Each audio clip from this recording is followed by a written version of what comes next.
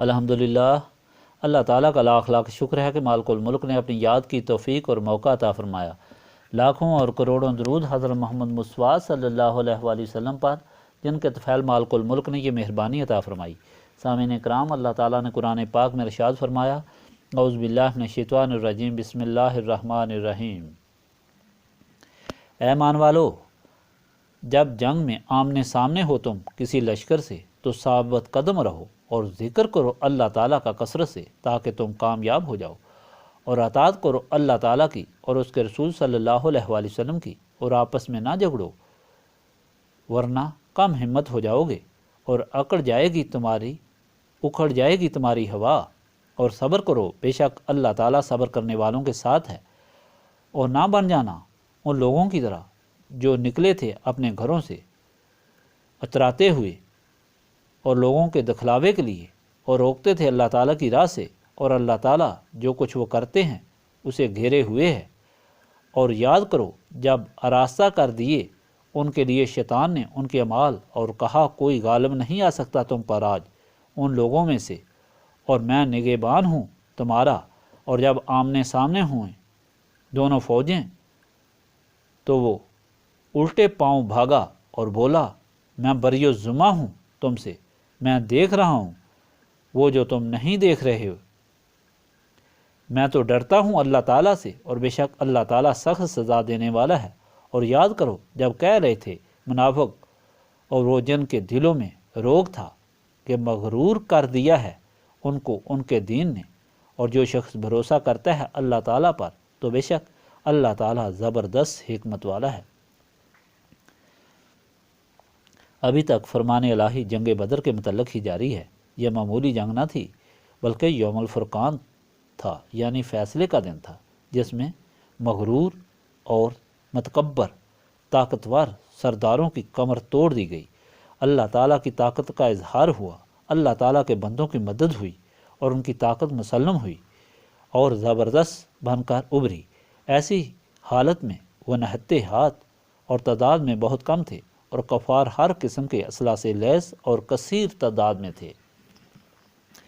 پچھلے فرمان میں جنگ کا نقشہ کھینچا گیا تھا کہ کس طرح مسلمان تعداد میں کم تھے، جنگ کے لیے تیار نہ تھے، نہتے ہونے کے علاوہ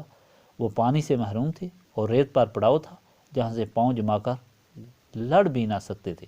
دوسری طرف کفار تعداد میں زیادہ، مضبوط جگہ پر پہلے سے قابض اور پانی پر بھی قابض تھے۔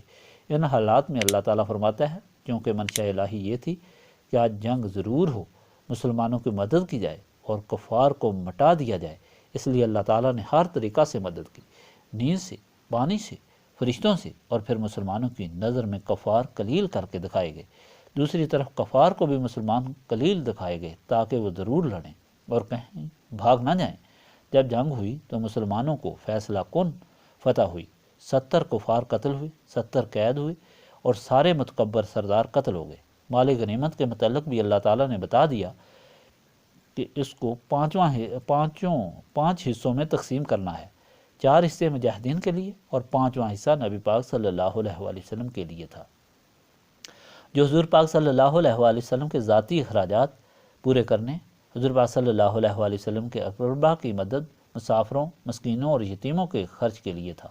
اس کے ساتھ آپ کو بتایا تھا کہ مسلمانوں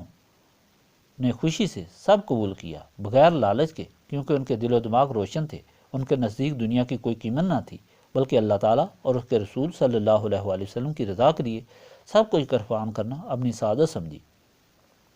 یہ نصرت رسولی صلی اللہ علیہ وآلہ وسلم کی برکت تھی۔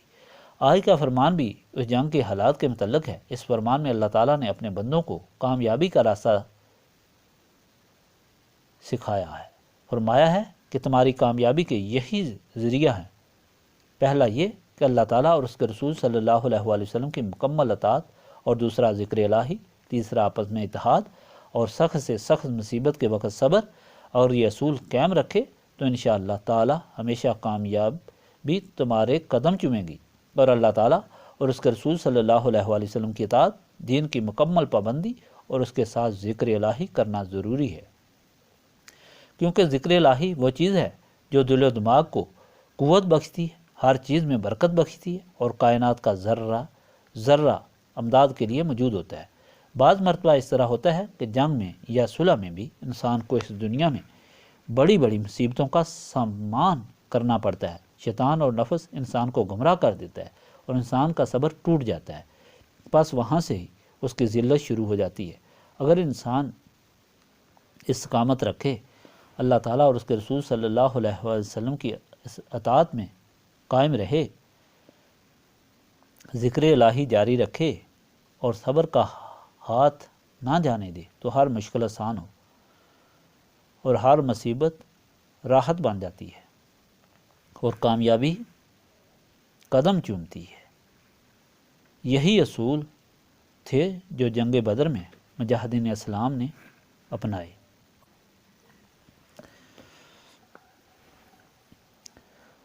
اللہ تعالیٰ اور رسول پاک صلی اللہ علیہ وآلہ وسلم کے حکم کی اطاعت کرتے ہوئے نہتے چند نفوس قدسیہ نے مسلح ہزاروں افراد کا مقابلہ کیا اور نہ اطاعت چھوڑی، نہ ذکر سے غافل ہوئے اور نہ صبر چھوڑا۔ نتیجہ سب کے سامنے ہے کہ کس طرح متکبر، مغرور اور باغی فوج خاک میں مل گئی اور کفر کی کمر ہمیشہ کے لیے ٹوٹ گئی۔ اللہ تعالیٰ نے اس کے ساتھ یہ بھی بتایا کہ جنگ سے پہلے ہو یا بعد کبھی اپنے اوپر غرور اور تکبر غالب نہیں ہونے دینا چاہیے۔ یقین بھی اللہ تعالیٰ کی مدد پر رکھنا چاہیے اور نتیجہ بھی اللہ تعالیٰ کی مہربانی سمجھنا چاہیے۔ اس طرح اللہ تعالیٰ کی مہربانی زیادہ سے زیادہ ہوتی چلی جاتی ہے، اور جو ہی غرور اور تکبر آیا ساتھ ہی ذلت بھی آ جاتی ہے، اور یہ سب شیطان کی طرف سے ہوتا ہے۔ دیکھو کفار کا یہ جرار لشکر جب مکہ سے چلا تو بڑے غرور اور تکبر سے شراب، گانے بجانے کے سامان کے ساتھ ساتھ چلا، لیکن راستے میں ان کو خیال آیا کہ انہوں نے بنی بکر اور بنی کنانہ کا ایک آدمی قتل کیا ہوا ہے۔ اگر ان کو کفار کی مکہ معظمہ سے روانگی کا علم ہوا تو وہ مکہ معظمہ پر حملہ کر کے ان کے گھروں کو تہس نہس کر دیں گے۔ اس فکر نے ان کو اتنا متفکر کر دیا کہ وہ واپس لوٹنے لگے تو شیطان سراقہ بن مالک کی شکل میں آ گیا۔ اس نے انہیں تسلی دی کہ میں بنی بکر اور کنانہ کو تم پر حملے سے روکوں گا اور میں تمہارے ساتھ ہوں، اور جہاں تم کو تکلیف ہوئی میں مدد کروں گا۔ لیکن جب مقابلہ ہوا اور اللہ تعالیٰ کی مدد اپنے بندوں کو پہنچی، آسمان سے فرشتے اترتے ہوئے شیطان نے دیکھے تو بھاگ گیا اور سٹ پٹایا اور کہا کہ میں کچھ نہیں کر سکتا۔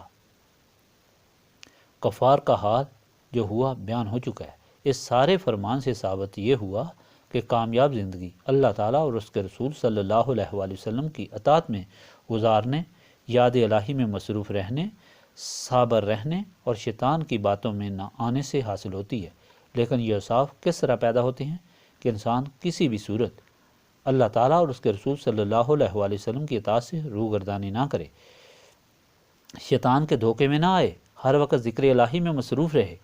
اور بڑی سے بڑی مصیبت میں صابر رہے۔ یہ اوصاف صرف اور صرف نسبت رسولی صلی اللہ علیہ وآلہ وسلم سے پیدا ہوتے ہیں۔ نسبت رسولی صلی اللہ علیہ وآلہ وسلم سے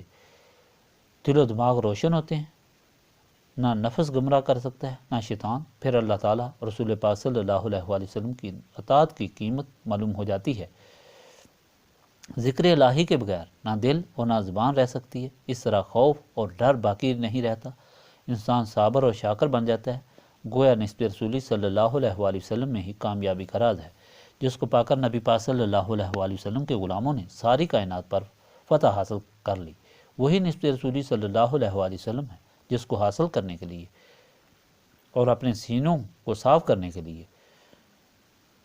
یاد الہی کی یہ محفل منعقد کی جاتی ہے۔ اللہم صلی علی سیدنا محمد وعلی آلہ وصحبہ صلاۃ تکون لنا امان من کل خوف، لا الہ الا انت سبحانک انی کنت من الظالمین، ربنا آتنا فی الدنیا حسنۃ وفی الآخرۃ حسنۃ وقنا عذاب النار، استغفر اللہ العظیم الذی لا الہ الا هو الحی القیوم واتوب الیہ، استغفر اللہ العظیم الذی لا الہ الا هو الحی القیوم واتوب الیہ، استغفر اللہ العظیم الذی لا الہ الا هو الحی القیوم واتوب الیہ، ربنا تقبل منا انک انت السمیع العلیم وتب علینا انک انت التواب الرحیم۔